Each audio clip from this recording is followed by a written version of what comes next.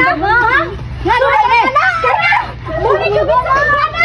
Ha? Kabalo ka nga pamilya din akong bana. Ano yung mamagkita? Day nang biya ka mo bana kay maote kang pang nabaot ka. Maote ka Kabalo ka nga pamilya din ako lagay.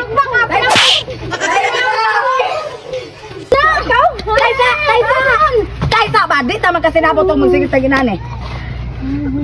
Mauna na ni Moron, mauna ni. Wa ka maluoy ani utan awar gud ang pormahan na in taon.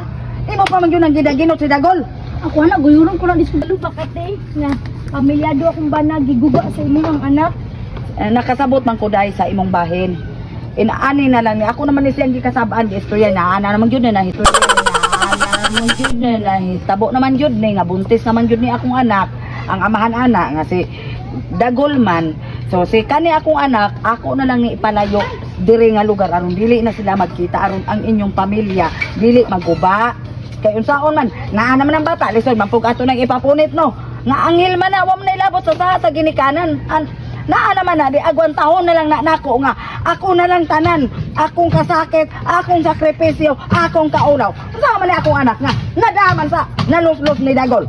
Naka na si Dagol. Pasaylua lang na, di walay taon perpekto aning kalibutan na puro man ta makasala. Pa ako na lang anak akong ipalayo aron mahapsay ang inyong pamuyo. Ani na lang na siya day. Unta masabtan pod nimo ang side sa akong anak ayaw pod ihanok tanan ang kuan sala diri sa akong anak kay basig do na po kay pagkulang ni Dagol. Unya si Dagol nang hinahanglag init sa kuto-kutoan ang kagabi una. Kini pod siguro akong anak nagbiga-biga. Ande to ara. Muna siya nga, ikaw na lang sabot mo. Ako na lang ipalayo day, pasaylua lang ni siya. Sanigan ko na imong mga storya te kay naglagod yung kuan ang anak nimo. Manghilog na siya, kabalo na siyang pamilyado na, kabalo siyang pamilyado to. Yang ilogo na kung bana. Wa siya naluoy. Pila ka buk anak nako? Upat ka buok? Mao gani na Mo day. bitaw na ning ani ang ako ang itsura ron. Unang Tanawa ikaw, ang itsura. paglikay na ni Dagol gikan karon ha.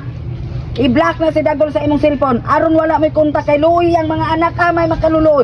Isa ka anghel nga nasa imong sabakan, o upat ka anghel nga nang hinahanglag amahan. Ha?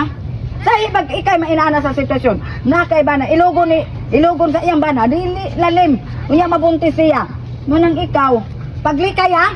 Gaya na ba kay kag ulo? Paglikay. Ikaw po, ayaw pagpalabig marites kay basig isangyaw na po ni mo sa laing baryo. Uto-utohan pa nimo na imong anak. Sip puning na. Manang ikaw na lang dai sabta na lang jud ang sitwasyon.